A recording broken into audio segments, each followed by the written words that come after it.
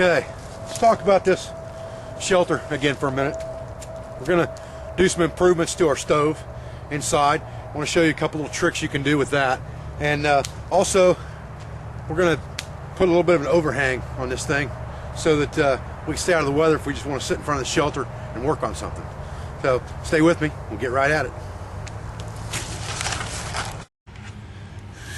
Okay guys, there's a couple things I wanted to show you real quick, and we can make some improvements to this stove area. Now we've got a shelter that's actually livable, and I want to do some improvements here, okay? So I want to show you a couple things you can do quick to a little pit stove like this that'll make things a lot easier on you. Now, first thing I'm going to do is I'm going to start a small fire in this pit. Alright, now I've got a fire built in here with some wet fire, and if I put very much wood on this very quick, my flames are going to be up into my structure, okay? So what I've done is I've built myself a platform right here where I could take a flat rock, and just place it right here over my fire, just like that. And now my fire has oxygen coming in from the side, very similar to a Dakota fire pit, but at the same time I can still get heat generated from it, and it will heat this rock up very, very quickly. Now you can see I've got my water bottle sitting back here that I can use to heat water up, and I can shove that into me if I need to make me warm at night, but I don't think I'm going to need that. So right now, let's just get this fire stoked up, keep an eye on what happens with this fire pit. Now when I need to add sticks to that, I can stick them in underneath if I want to, or I can just take like my digging stick and use that to pry up the corner of the rock and lift that up a little bit, just like that, to put sticks inside and then set it back down. It's not a big deal. What I'm more interested in is if I get a good fire going in here, where's the smoke going to go? That's what I want to look at.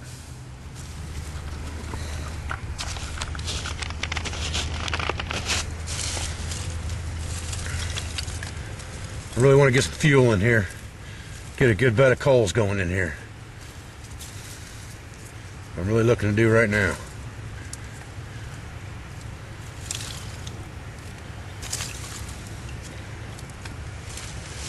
Now I got this rock lifted up a little bit with this stick right now, just to let some oxygen in there so these flames start going real good. Because as soon as I drop this down, it's going to take a lot of the oxygen away from that fire. Which that's not really a big deal, but I just want to make sure that the fire's going before I starve it too much for oxygen. Once it's coals, I'm not that worried about it. Okay guys, it's been about 20 minutes here. I had this fire burning underneath this rock, and I've taken and separated some leaves on the shelter right up here to create a draft. And I can put that back real easy. That's not a big deal at all. I can shove a piece of bark in there that I can move up and down in between a couple sticks and use that for a draft if I want to. I wouldn't sleep in this shelter with a fire burning like this inside of it and have a door on it and take a chance on carbon monoxide poisoning by any means, probably.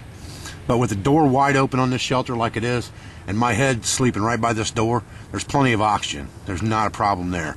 I would be a lot more worried about burning the shelter down than getting carbon monoxide poison from sleeping inside of it with a small fire burning. What I'm trying to control right now is the fact that the flames can't get too high. I'm giving myself a little surface, you know, above it. That's a hot plate. It's still going to give off heat. That rock's going to collect a lot of heat. I'm slow burning it right now, staying outside the shelter while I do it, because I picked that rock up down by a creek bed. It was in a dry area, but it still could be holding moisture. So I want to get it nice and hot and heat it up and get the moisture evaporated from it. And in case it explodes or something, I don't want to be anywhere around it. Okay? So that's just a safety tip that you need to remember when you're collecting rocks around water. If they hold water inside them, they can crack and fracture and, you know, kind of blow up like a grenade if you're not careful. So I'm slow heating this rock from outside the shelter and watching what's going on with it. I'm going to burn this fire for about an hour, keep an eye on where the smoke goes and how things are drafting inside the shelter here. Like I said, the main draft is right by the door right here, so there's air getting into the fire, so it's keeping it burning, but the flames are controlled and they're not getting up into the shelter in any way, shape, or form, and that's what I want. I'd let that burn down to a bed of coals before I went to bed and slept in here. But in the middle of the night, if I got cold, I can wake up and I got a fire pit right there. You know, I've got my water bottle sitting over there. I can heat some water up. If I want something hot to drink while I'm in here, there's plenty of room to do that kind of stuff in a shelter like this if you need to. Now, let's talk about some other improvements we can make to the shelter besides just our fire pit. Now, one thing that we really don't have on this shelter that we're building here is we don't have anywhere to get in and out of the weather or to keep ourselves from getting rained on while we're just working. We don't want to spend all of our time in this shelter. We might want to get out of the elements. So maybe we could put a little bit of an overhang in front of this shelter. We'll obviously have a fire pit somewhere outside the shelter for cooking and making things and things of that nature. We wouldn't just go inside because we needed fire. That's strictly basically for heating the shelter up at night, maybe heating up a little water in the morning or something early. But for the main part of fire, it would not be in that shelter. It would be out here in a fire pit somewhere in front of the shelter off to the side. So let's talk about maybe building an overhang for this shelter.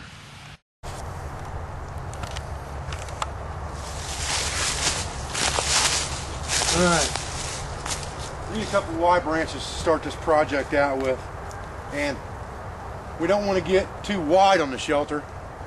We want to stay fairly narrow, and we just want to make them sharp enough that we can drive them into the ground. And probably gonna have to get me a good club here, beat on this thing with. Find something ain't too dead here.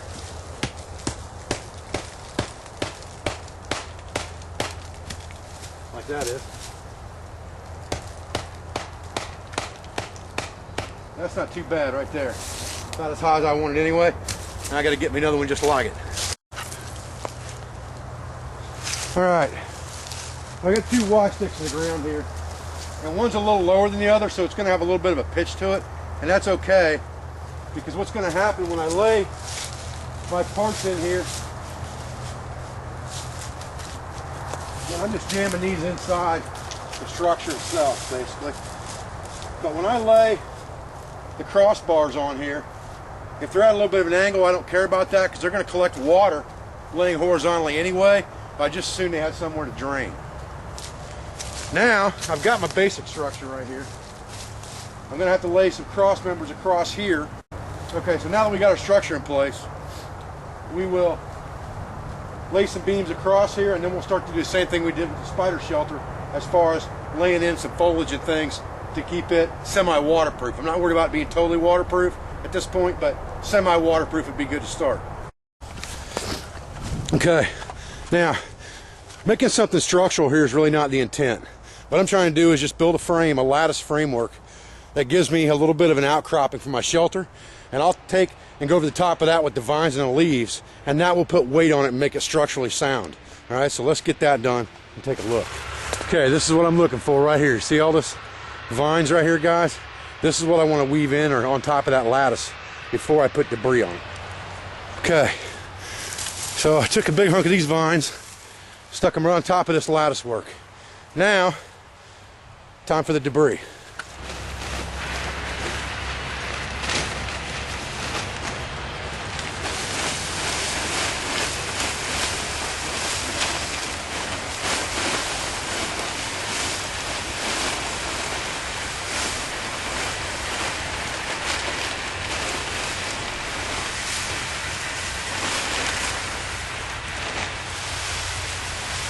Now I'm spreading this right over into my shelter because I want to integrate this whole thing together.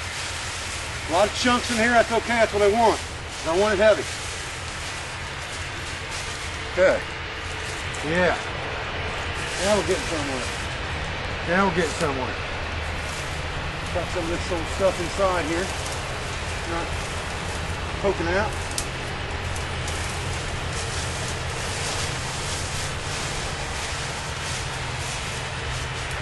Good thick layer on there. Okay. That's looking real good. Real good. Okay, guys. We got a pretty good overhang now outside our shelter.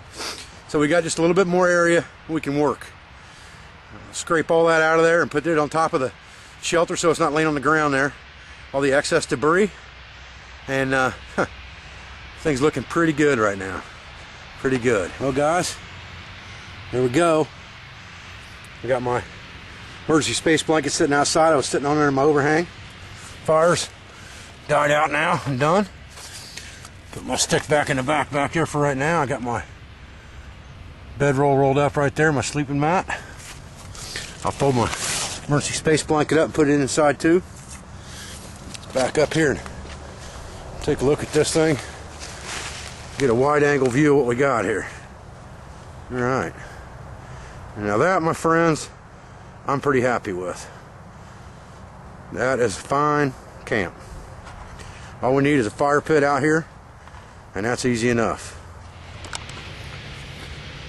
Guys, I'm Dave Canterbury, Pathfinder School. I appreciate you guys viewing my videos. Thank you for joining me for this 4th installment on Spider Shelter. The only thing left to do now is to sleep in it and really give it the true test. See if I can't maybe do that this weekend when my youngin' ain't in school and I don't have to get him up in the morning. For now, I appreciate your views, I appreciate your support, and I'm glad that I can still make videos for the time being, so I'll keep them coming your way. Thank you very much.